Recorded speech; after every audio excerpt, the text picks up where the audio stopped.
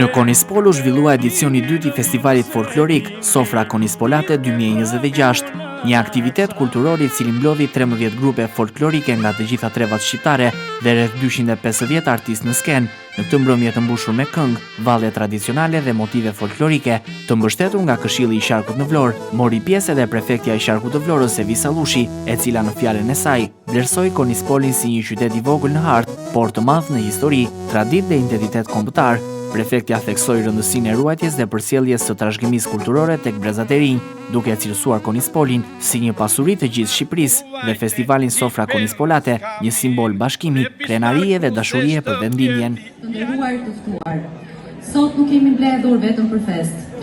Konispoli, ky qytet i vogël në hartë, por i madh në histori, është një dëshmi e gjallë e zakoneve, traditave, këngëve dhe valleve shqiptare.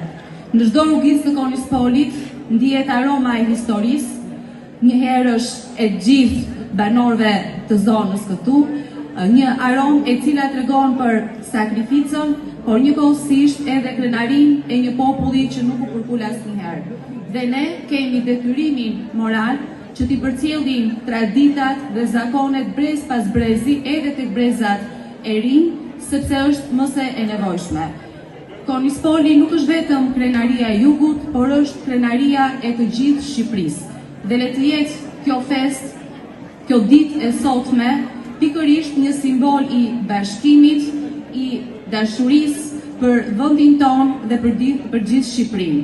Faleminderit të gjithëve për ftesën, gëzuar sofrën konispoliate të gjithë banorëve të Konispolit. Atmosfera artistike, valle çame, kostume tradicionale, si dhe interpretimet e grupeve pjesëmarrëse, krijuan një natë të paharrueshme kulture dhe emocionesh për qytetarët dhe vizitorët.